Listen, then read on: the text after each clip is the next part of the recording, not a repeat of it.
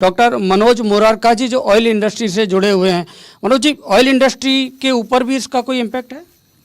नहीं, डेफिनेटली जो हमारे अभी इंडस्ट्रीज़ के हमारे भाई साहब ने कहा वो सारी बातें सत्य है, परंतु मैं दो चीज़ नज़र में लाना चाहता हूँ कि किसी भी कानून का मेन मकसद होना चाहिए कि जो डिफ़ॉल्टर है उसको पनिशमेंट मिले और विक्टिम को रिलीफ मिले।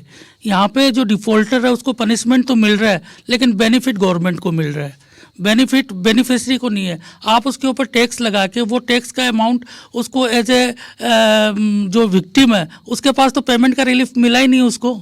आपने उसको ऊपर टैक्स लगा दिया तो रिलीफ उसको मिलना चाहिए था। दूसरा मैं बताता हूँ कि कानून बनाना और उसको एप्लीकेबल लाना एक डिफरेंट चीज़ है। Already MSME delay payment law 2006 है, उसको सही तरीके से अगर अपन अप्लाई कर दे तो मुझे लगता है कि इस कानून की आवश्यकता नहीं होगी। उस कानून को बहुत एक्टिवली एप्लीकेबल नहीं है। उसमें प्रावधान है कि 90 दिन के अंदर कोई भी एमएसएमई अगर काउंसिल के पास जाती है तो उसका निर्णय 90 दिन के अंदर हो जाना चाहिए। वो 3-3, 4-4 सालों के अंदर नहीं होता है। तो अगर वो निर्णय 90 दिन के अंदर किया जाए तो मुझे लगता नहीं है कि इस प्रकार के प्रावधानों की आवश्यकता भी पड़ेगी। और दूसरी नंबर बात ये है कि आज उसके जो फैसला जो वो काउंसिल लेती है एमएसएमई डिले पेमेंट लॉ, उसकी आपने काउंसिल बना दी, उसका जो रिवॉर्ड आ गया उस रिवॉर्ड की लीगली वैलिडिटी बहुत कम है। मतलब आप उसको एप्लीकेबल करने के लिए वापस आपको कोर्ट में जाना पड़ेगा। तो उस तरह के पावर अगर वो देते हैं तो मुझे लगता है कि एमएसएमई डिले पेमेंट लॉ है वो एक बेहतर विकल्प है बजाय इसके।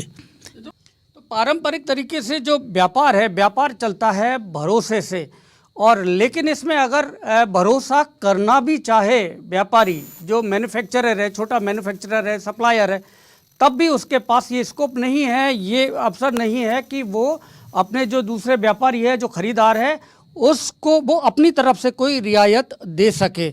मनोज जी, देखिए, जो अभी भाई साहब ने बताया वो बिल्कुल सत्य है कि आप बिजनेस में सबके प्रोडक्ट अलग है, सबकी स्टेटस अलग है, सबकी कैपेसिटी अलग है, तो उसके ऊपर सेम कानून आप नहीं लगा सकते।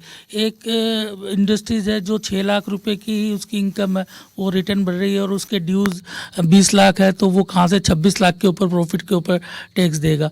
तो मेरा कहने का तात्पर्य वो इंडस्ट्री टू इंडस्ट्रीज अलग अलग थोड़ा सा नेम का बाइफिकेशन होना चाहिए। एग्रीकल्चर जैसे इंडस्ट्रीज है हमारे लिए ओवरऑल ये एक बेनिफिट है, इसमें कोई डाउट नहीं है। लेकिन जैसे इन्होंने बताया कि सीजन ऑफ सीजन का टाइम रहता है, हर समय availability of the material same नहीं रहती है एग्रीकल्चर की। तो कुछ समय ऐसी भी आती है जिस समय हमें पेमेंट की काफ़ी ज़्यादा क्रंच रहती है, तो उस समय हमें जो पेमेंट है वो ऑन म्यूचुअल एग्रीमेंट, ऐसा नहीं कि हमने रोक लिया है, ऑन म्यूचुअल एग्रीमेंट हम थोड़ा डिले करते हैं।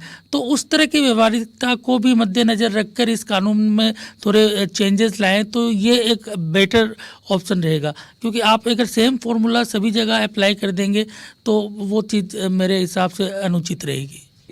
जो ट्रांसपोर्ट जो खर्च है, जो लागत है, उसमें कमी आएगी तो उद्योगों को भी राहत मिलेगी। क्या कहते हैं आप भी डॉक्टर साहब? निसंदेह देखिए, ट्रांसपोर्ट किसी भी इकोनॉमिक की गति के लिए सबसे इम्पोर्टेंट पार्ट है। अगर उसमें कॉस्ट प्राइस कम होती है जो कि गवर्नमेंट के द्वारा लिए गए इस एक्शन से कम हुई है, तो इससे डेफिनेटली हमारी इंडस्ट्रीज़ को भी लाभ होगा और ग्राहकों को हम और भी वाजिब मूल्य में खाद्य सामग्री पहुंचा पाएंगे।